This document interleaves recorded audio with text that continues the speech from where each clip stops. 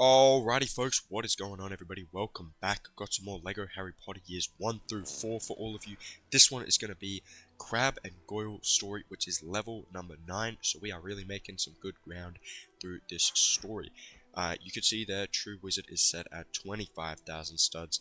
And we do fall short of that. But anyways, yeah, Crabbe and Goyle, if you remember, this is when Harry and Ron, they created that Polyjuice Potion and became Crabbe and Goyle. As we know, those are Draco's kind of like his like friends and just all around bad guys. Anyways, you can see here learning out in Hogwarts, just following nearly headless Nick through these corridors and everything, and we're actually going to make our way through the doorway, and it's going to take us into here, which, as we know, this is where we can access the Great Hall.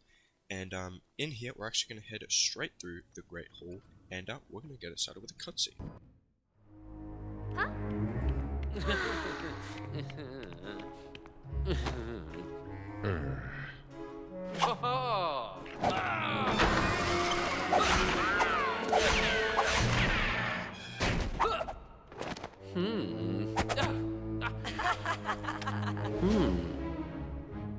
And here we are, learning a new spell. So just learned a spell in the last level, and now we're learning another one. This time it's going to be for Expelliarmus, which I must say is definitely the most useless of the spells, because basically what it does is it disarms your enemies, but we never really need to use that in the game.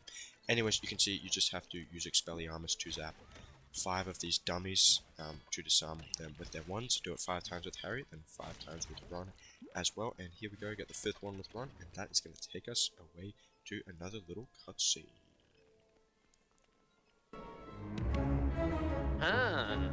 Ooh.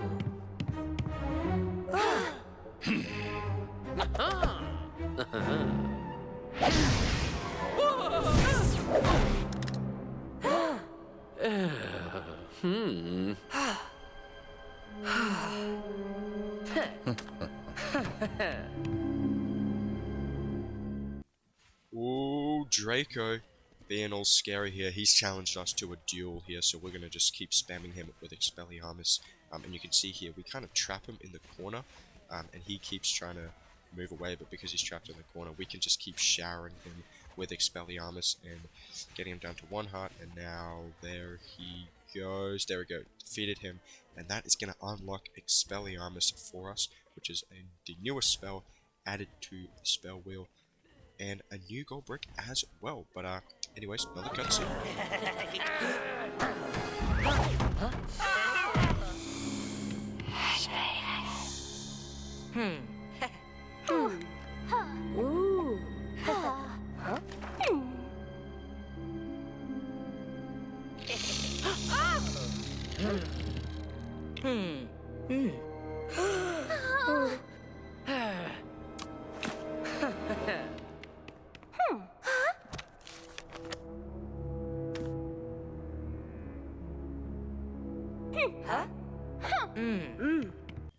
Well, that took a bit of a turn, didn't it? Parcel tongue unlocked, so Harry can now talk to snakes, which was always a big retcon in the movies, that like, oh, Harry can talk to snakes, which is a characteristic of a lot of the evil wizards. But anyways, we're just going to make our way through Hogwarts here a little bit, making our way into the Grand Staircase.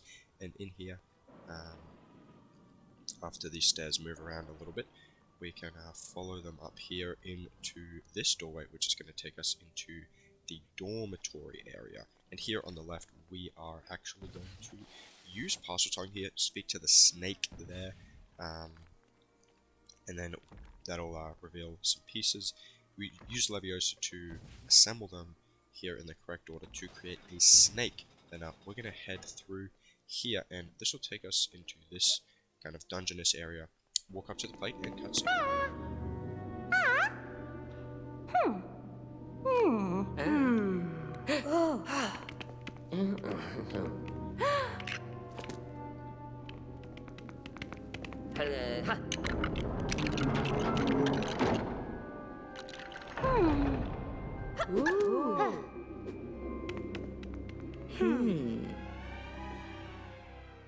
Now what we're trying to do is we're trying to get into past that doorway, which actually happens to be the Slytherin kind of like dormitory area. So we are going to make our way following Nearly Headless Nick, of course, trying to grab some of his ghost studs that he leaves behind, still working towards that achievement, which I'm sure we're getting pretty close to. But anyways, we'll make our way through this access hall, and over here on the left we'll head through the doorway, and then we're going to be in this more open lobby area, and in the back you can see Hermione there taking us in here. We'll head through and yet another cutscene.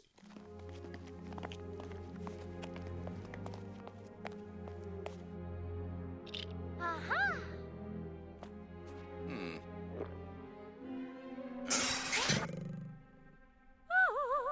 Okay, so what this is all about is we need to brew up some Polyjuice Potion, which is basically the potion that's going to allow us to completely change our character, which we'll come to be using a lot throughout this game, specifically in the free roam.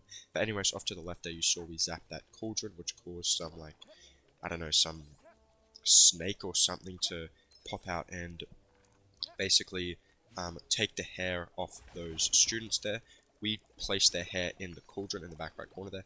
Then kind of here off to the kind of front right side, you got to zap these little bottles, which will create a plant, which has a cherry on it. So place that cherry in the cauldron. Then we'll head over here to the front left corner and use Leviosa to get rid of that ball there. And then you'll notice a little pixie flying around. So use a Mobilus to take him out. Then we can pick up the apple that he was holding on to before. And then here, as we're running up to the cauldron, we zap that chandelier up top, which gives us a nice payout. Then place the apple in the cauldron, and that will create some Polyjuice Potion. Then we unlock Justin Finch Fletchley there. That is a story-related character. There's no way you could miss him. Then sip on that Polyjuice Potion, and then we can select Justin Finch Fletchley, because off to the right here, we actually need a Hufflepuff character. And Justin Finch Fletchley is just the guy we need, so speak to that Hufflepuff student in there, and that will actually unlock Polyjuice Potion for us, which is nice. So that's how we're going to be changing characters throughout free roam, which will be exciting. But anyways, we're going to depart that area through the front left-hand side, and then it's important that you keep Justin Finch Fletchley, because we're going to need him again here in a sec. But keep making your way through here. In this access hall, we're going to head through the back door, which is going to take us back where we were before, which, as you know, is where the Great Hall can be found. But anyways, just head up the stairs here, and then rather than heading into the Great Hall, we're actually going to take a right, and at the top there, you'll notice a broom. Use it to clean up these trophies and other knickknacks, and then more importantly, use it to dust off the painting up top, which will reveal a Hufflepuff student inside. So use Justin Finch Fletchley yet again to speak to Buddy in the painting. That will open up the curtains there. We can head up the stairs now, and then we'll head through this doorway, which is going to take us into a new area that we haven't yet been in, which is kind of like a bathroom corridor area, which is a little interesting. But anyways, we'll make our way up the right here, and you'll notice some toxic gas in your way, so use Leviosa to rearrange the pipes, and then I head through and cutscene. Aha!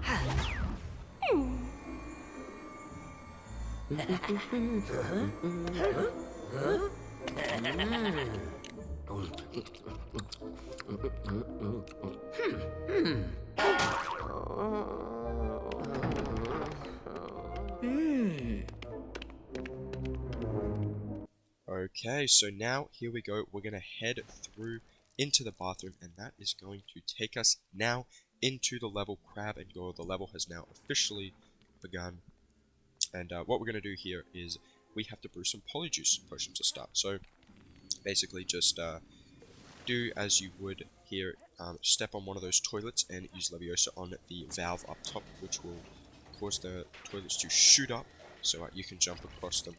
And once we jump on this leftmost one, it'll cause this other toilet to explode. We can use Leviosa to place that bit of pipe into place, which will water the flower, actually causing it to blow up into some pieces. Then we also use Leviosa on the shelves up top, which dropped a little valve.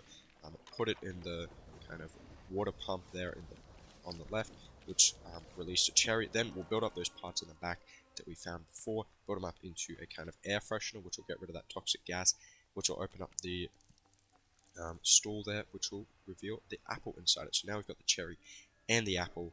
We'll place both of those into the cauldron. Then for the hair, simply in the back there, you'll notice that is actually Crabbe and Goyle. Use Leviosa, mix their hairs up, place it in the cauldron, and then that's going to be another cutscene.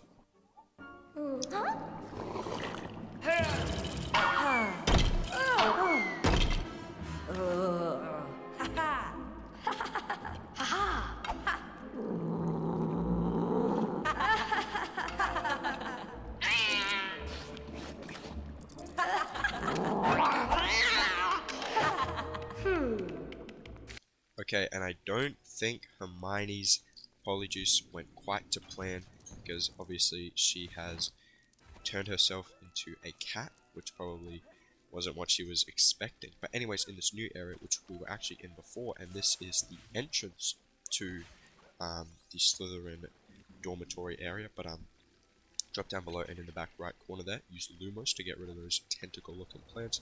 Then you can zap that chest and build the parts that come from it into what looks to be some sort of flute, which is going to charm this snake here. So he's going to start jumping up from those manholes. And basically what we got to do is we just got to zap the snake. So you can see that we zap him once. So basically he comes out from all 4 manholes.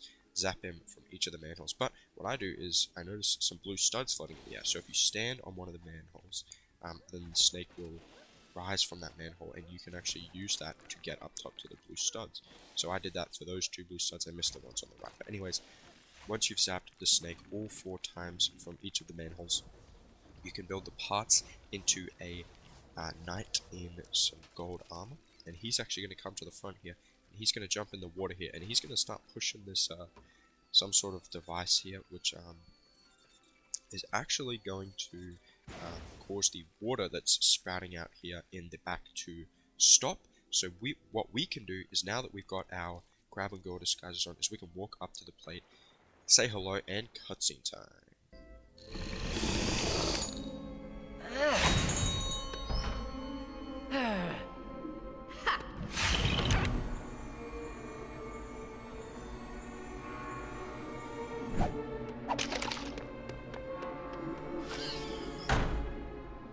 Alrighty, and here we are now actually inside the dormitory, which is exciting. So this is another new area that we haven't discovered yet. But anyways, we're just going to do some stud collecting, because I was kind of thinking I could maybe get to the 25,000, but it ends up being that I can't quite hit it. But anyways, I do some stuff here to get some extra studs. Basically, what I am going to just draw your attention to is we just have to head over to the right side of the dormitory area, because basically it's split into 2 halves, and we've got to head over to the right half. Nothing on this left half is of relevance to us for now. Of course, we'll come back and free play and get everything that there is in there. But anyways, here on the right side of the dormitory, which seems to be some sort of lounge area, we use Leviosa on some of these little things, like the lanterns and whatnot, and the couch chairs and all that. But you must have noticed that fishbowl back there on the right, so that's what we're going to be drawing your attention to. Here we go, use Leviosa to open it up, and that'll reveal a little fish who's going to come bouncing over here to the middle of the area. Then use Leviosa, place him inside the fish tank, which will cause that skull to rise up. Use Leviosa on it, put the eyes on the snake, and then that will take us away to one final cutscene to end this level off.